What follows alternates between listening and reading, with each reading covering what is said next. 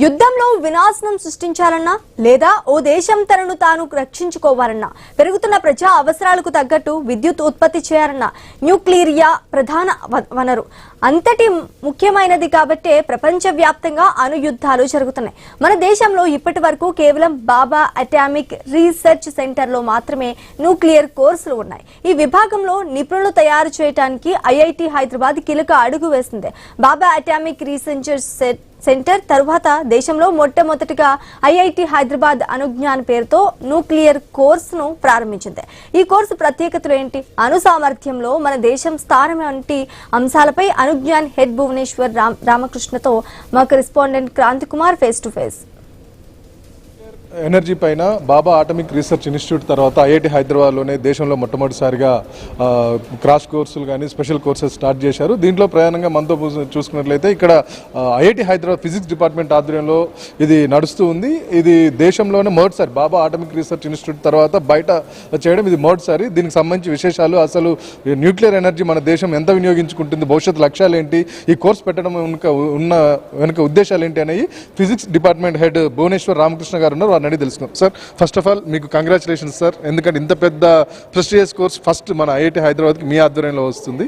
Okay, అంటే యాక్చువల్గా sir first మన న్యూక్లియర్ ఎనర్జీ గురించి మాట్లాడుకుంటే ప్రపంచంలో ఇప్పుడు జరుగుతున్న యుద్ధాలు కూడా న్యూక్లియర్ పేరు మీద యుద్ధాలు జరుగుతున్నాయి. అసలు న్యూక్లియర్ని అత్యధికంగా ప్రపంచంలో ఏ దేశం ఎక్కువ వినియోగించుకుంటుంది, మన దేశం పరిస్థితి ఏంది? న్యూక్లియర్ అత్యధికంగా యూజ్ చేసుకునే దేశం ఫ్రాన్స్లో మనకి electricity generation 67% through nuclear power ఉందన్నమాట. సో ఇండియాలో మనము ప్రస్తుతం 3% యూజ్ చేస్తున్నాము. సో మనం పవర్ ఇంక్రిమెంటల్ చేయాలంటే మనకి న్యూక్లియర్ టెక్నాలజీ మీద మంచి పట్టు ఉండాలి. దాని ప్రకారం అంటే ఇప్పుడు ఇంతకుముందు బీఆర్సీ బాగా చేసేవాళ్ళు అనమాట. ఇప్పుడు ఇండస్ట్రీ ఎక్స్పర్ట్స్తో పాటు కూడా చేస్తే మంచి అవకాశాలు ఉన్నాయని ఇప్పుడు ఐఐటి హైదరాబాద్ ఇండస్ట్రీ ఎక్స్పర్ట్స్ క్రిమ్సన్తో కలిపి ఒక కోర్స్ స్టార్ట్ చేసింది 3 monthsది. ఇన్ ఫ్యూచర్ మనము ఈ కోర్సెస్ని ఇంకా పెద్దగా చేసే అవకాశాలు ఉన్నాయి. జనరల్గా న్యూక్లియర్ ఎనర్జీని మనం సాధారణ ప్రజలకు తెలిసింది ఏంటంటే ఫస్ట్ బాంబు, న్యూక్లియర్ అనే బాంబు, ఆ తర్వాత సెకండ్ ఇంకొంత ముందుకెళ్తే ఎనర్జీ పవర్ ఎలక్ట్రిసిటీ ప్రొడక్షన్ ఉంటుంది. అసలు ఈ రెండు కాకుండా ఇంకా వేటికి వాడుతుంటాం సార్ సాధారణంగా?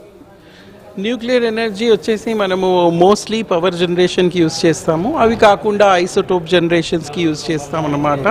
చిన్న చిన్న రియాక్టర్స్ కూడా మనం చేయొచ్చు. ఇప్పుడు ప్రస్తుతం ఏంటంటే మనము మీరు చెప్పినట్టు న్యూక్లియర్ బాంబ్ చేసేది అది వేరే విషయము, అది మనం ఇప్పుడు మాట్లాడొద్దు. కానీ ఇప్పుడు మనం మైక్రో రియాక్టర్స్ చేసే అవకాశాలు కూడా ఉన్నాయి. దాంతో చిన్న చిన్న రియాక్టర్స్ కూడా చేసుకునే అవకాశాలు ఉన్నాయి అన్నమాట. సో దాంట్లో వెరీ సేఫ్ అన్నమాట, నో ప్రాబ్లం. మీరు చెప్పినట్టు ఎక్కువ ఎనర్జీ ప్రొడక్షన్ అంటున్నారు సార్. యాక్చువల్గా అత్యంత cheapest cost energy production hydral అంటారు. హైడ్రల్తో కంపేర్ చేసుకుంటే దీంతో ఎలా ఉంటుంది sir production cost? Production cost అన్నిటికీ సేమేనండి, నో ప్రాబ్లం. ఎందుకంటే మనము ప్రొడక్షన్ కాస్ట్ అని చూసుకుంటే మనకి ఇప్పుడు మనకి ఎనర్జీ జనరేట్ చేసేది చాలా తగ్గిపోతుంది. కాబట్టి మనం ప్రతి wind energy, solar energy, thermal energy and nuclear energy అన్ని విధాల్లో మనం ఎనర్జీ ట్రై చేస్తేనే మన ఇండియాలో ఉండే కెపాసిటీ ఇన్ ఫ్యూచర్ 2047లో మనకి ఎంతో కెపాసిటీ కావాల్సి వస్తుంది పవర్ది. సో ఇది ఇంకో విధమైన పవర్ అన్నమాట.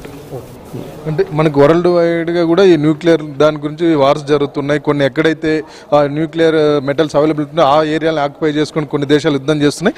మన దేశంలో న్యూక్లియర్ మెటల్ అవైలబిలిటీ ఎంత ఉంది, దీనికోసం మనం మనం ఇప్పుడు 3% ఉన్నామంటున్నారు. ఎక్కువ శాతం వినియోగాలను తెచ్చుకుంటే ఈ అవైలబిలిటీ ఎలా, మనం ఈ డిమాండ్ ఎలా తీర్చుకోగలుగుతాం?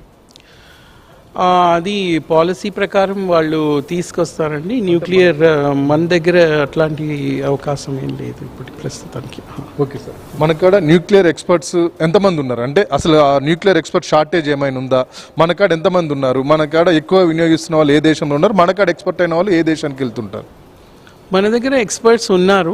బీఆర్సీ బాబా అటామిక్ రీసెర్చ్ సెంటర్లో చాలా రీసెర్చ్ జరుగుతుంది. అక్కడ చాలామంది ఎక్స్పర్ట్స్ ఉన్నారు.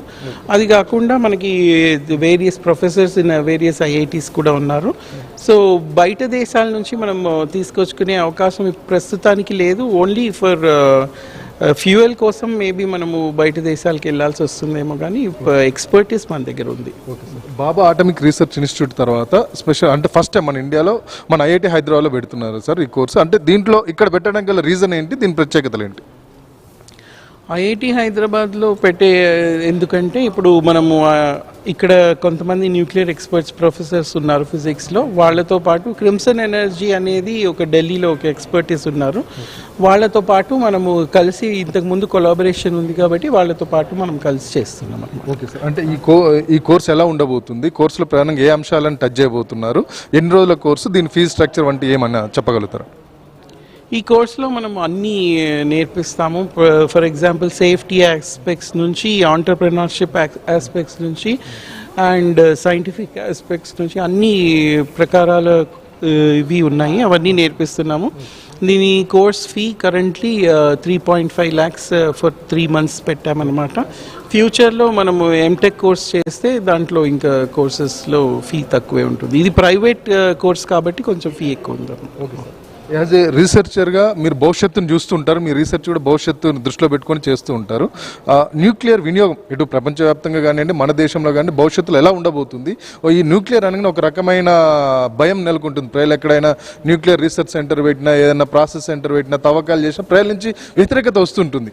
అసలు దీని సేఫ్టీ పరంగా ఎలాంటి పరిస్థితి, వాస్తవాలు ఏంటి, దాని తర్వాత భవిష్యత్తు వినియోగం ఎలా ఉండబోతుంది? ఇది కంప్లీట్లీ సేఫ్. న్యూక్లియర్ పవర్ అనేది ఎంతో సేఫ్ అన్నమాట. మనకి ఇంతకు ముందు ఎప్పుడు యాక్సిడెంట్ జరిగిన అవకాశాలు ఏమీ లేదు. సో సేఫ్ పవర్ కాబట్టి మనకేం ప్రాబ్లం ఉండదండి. ఓకే, భవిష్యత్తులో వినియోగం ఎలా ఉండబోతుంది సార్? ప్రపంచవ్యాప్తంగా ఇప్పుడు మనకి ఫ్రాన్స్ 60% పైన ప్రొడక్షన్ చేస్తుంటారు. మిగిలిన దేశాలు ఎలా ముందుకెళ్తున్నాయి, మన దేశంలో కూడా భవిష్యత్తు ఎలా ఉండబోతుంది? ఇండియాలో కూడా మనము అలాగే 70 to 80% న్యూక్లియర్ పవర్లోనే తీసుకొచ్చే అవకాశాలు ఉన్నాయి. ఓకే సార్, ఇప్పుడు మన కాడ ఈ కోర్స్ కంప్లీట్ చేసినాక వాళ్ళకి అంటే ఎంప్లాయ్మెంట్ పరంగా ఎలాంటి అవకాశాలు ఉంటే మనం ఏమైనా సపోర్ట్ చేస్తున్నామా, ఏంది పరిస్థితి? ఎంప్లాయ్మెంట్కి ఆల్రెడీ వాళ్ళకి ఆఫర్స్ వచ్చే అవకాశాలు ఉన్నాయి. వాళ్ళు ఆల్రెడీ ప్రైవేట్ ఇండస్ట్రీస్ చాలామంది ఇప్పుడు స్టార్ట్ చేస్తున్నారు కాబట్టి వాళ్ళకి ఎంప్లాయ్మెంట్ గ్యారంటీగా దొరుకుతుంది. ఫ్రాన్స్ లాంటి దేశాలు ఇప్పటికీ 60% పైగా ఎలక్ట్రిసిటీ న్యూక్లియర్ మీద డిపెండ్ అయితే, మన దేశం ఇంకా 3% మాత్రమే ఉందని చెప్తున్నారు. భవిష్యత్తులో దీనిలో విస్తారంగా మన దేశంలో అవకాశాలు పెరిగే అవకాశం ఉందని చెప్పి భువనేశ్వర్ రామకృష్ణ చెప్తున్నారు. కెమెరా పర్సన్ అనిల్తో క్రాంతి కుమార్, ఐ న్యూస్, సంగారెడ్డి.